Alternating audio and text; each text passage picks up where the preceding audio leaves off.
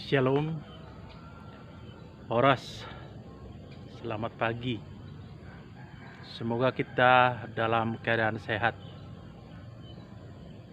Pagi ini sangat cerah. Ya, pagi ini hari Kamis, tanggal 3 Februari 2021. Hari ini saya berada di Gunung Kapur yang ada di Ciampea, Jawa Barat. Kami berencana untuk mendaki gunung ini hari ini untuk menaklukkan Gunung Kapur yang ada di Ciampea ini.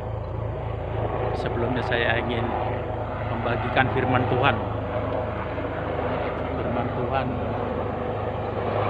dari gunung ini, dari tempat yang indah, tempat yang hijau. Saya akan bacakan firman Tuhan dari Matius 5 ayatnya yang ke-11.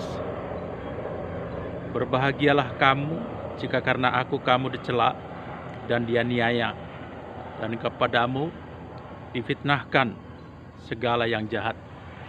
Sekali lagi saya baca dari Matius 5 ayat 11. Berbahagialah kamu jika karena aku kamu dicela dan dianiaya, dan kepadamu difitnahkan segala yang jahat.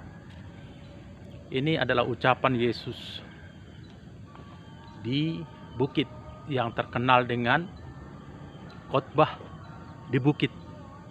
Nah, kebetulan hari ini kami mendaki Gunung Kapur yang ada di Ciampea, Jawa Barat ini. Saya melihat keindahan di sini yang luar biasa, hijau, segar, alami. Kita bisa mendengarkan suara burung, kita bisa melihat pohon-pohon yang hijau, khas tropis, ya. Jadi sangat alami. Saya jadi berpikir, kenapa Tuhan memberitakan firman Tuhan di bukit? Mungkin karena ini, otak kita sedang segar, hati kita senang, nyaman. Jadi ketika kita nyaman, ya bagaimanapun lebih indah lah, lebih enak lah menerima firman Tuhan. Ya, ini kami masih di base campnya. Dikatakan tadi, berbahagialah kamu jika karena aku di sini huruf besar, berarti Tuhan, dicela dan dianiaya, dan kepadamu difitnahkan segala hal yang jahat. Berbahagia udah difitnah, berbahagia udah dicela, berbahagia udah digosipin. Nggak masuk akal banget ya. Nggak masuk akal. Iya, kalau pakai akal iya, nggak masuk akal. Tapi ini Tuhan yang berkata, berbahagialah. Kenapa Tuhan berkata berbahagia? Kalau karena kita mencuri, kalau karena kita berdosa, karena kita jahat, kita korupsi, kita nggak dibilang berbahagia. Ya. Kalau kita dipenjara kan gara-gara kejahatan kita, nah itu memang ada hukumnya, ada hukumnya. Tuhan tidak berkata bahwa itu berbahagia. Tapi ketika karena nama Tuhan, karena kita menyebarkan firman Tuhan, karena kita mengasihi Tuhan dan melayani sesama, dan kita mendapatkan aniaya. Saudara-saudaraku, hamba-hamba Tuhan pasti pernahlah mengalami seperti itu. Kita difitnah, kita diolok-olok, situ borngi doho katanya gitu. Ya, kita sudah baik datang melayani, ada aja fitnah yang kita dengarkan. Kalau kita bawa ke hati, kita bawa perasaan kita, ya, kita akan merasa sedih, kecewa. Tapi firman Tuhan berkata, berbahagialah karena Tuhan. Iya, kalau karena nama Tuhan kita dianiaya, kalau karena nama Tuhan kita difitnah, Tuhan berkata berbahagialah. Bagaimana sih berbahagia? Ya, bersuka cita, happy aja, senang-senang aja gitu. Ya, seperti yang naik gunung ini, senang-senang aja.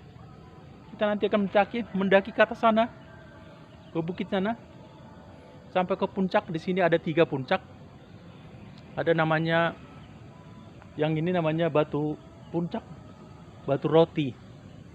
Ya, ada 2 lagi puncaknya. Kita rencana mau mendaki dan ada juga gua di sini. Kita berbahagia walaupun untuk mencapai puncak itu kesakitan. Kenapa bisa jatuh? Ya, bisa keseleo, bisa bahasa Bataknya sasap, bisa. Nah, bagaimana kita menghayati firman Tuhan tadi? Terus saya baca juga dari Kisah Para Rasul 22 ayat 7. Ini kisah ketika Tuhan memanggil Saulus yang bernama akhirnya menjadi Paulus. Ketika itu Saulus menganiaya orang-orang Kristen. Dia punya authority, punya kuasa, punya mandat untuk menghabisi orang-orang Kristen, mengejar, memenjarakan, menangkap, menyiksa. Tapi Tuhan memanggil dia di perjalanan ketika dia hendak menyiksa orang Kristen.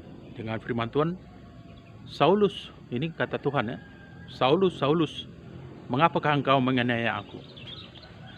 Di Kisah Para Rasul 22:7. Tuhan memanggil dia, bertanya, Saulus, Saulus, mengapa engkau menganiaya aku? Padahal yang dianiaya bukan Tuhan, tapi orang-orang Kristen, pengikut Kristus. Dikejar-kejar sama Saulus, disiksa, dipenjarakan, ya. Tapi Tuhan berkata, kenapa engkau menganiaya aku? Seakan-akan anak-anak Tuhan itu disamakan dengan Tuhan. Ternyata itu pembelaan Tuhan bagi orang-orang yang teraniaya karena namanya dia. Kalau tadi di Matius 5 ayat 11 dikatakan, karena kamu dicela dan dianiaya, berbahagialah. Di Kisah Para Rasul 22 ayat 7 dikatakan, mengapa engkau menganiaya aku? Ya, ketika tahu bahwa kita berbuat baik, menjalankan kebenaran, tapi tetap dianiaya. Ya, Tuhan berkata berbahagialah. Karena ternyata Tuhan tahu penderitaanmu. Ya, makanya Tuhan berkata, Saulus, Saulus, mengapa engkau menganiaya aku? Tuhan tahu penderitaan kita. Tuhan tahu keluh kesah kita. Tuhan tahu hati kita dan dia akan menjadi pembela kita. Dia menjadi pembela kita. Ya, pembela dalam hal ini, kalau dia yang menjadi pembela kita, ya all the best for us. Ya, Tuhan tahu memberikan yang terbaik. Tuhan bisa memberkati kita, memberikan kekuatan untuk melayaninya. Mungkin di perjalanan itu kita dapat hinaan, dapat cemoohan, dapat direndahkan, ya, dihina, dianggap tidak ada, nothing. Tapi di mata Tuhan bukan nothing, you are something. Itu adalah sesuatu. Dan Tuhan tidak akan pernah meninggalkan kita. Seperti yang katakan, Saulus, mengapa engkau menganiaya? Tidak mungkin Saulus bisa menganiaya Tuhan, tapi bisa menganiaya hamba-hamba Tuhan.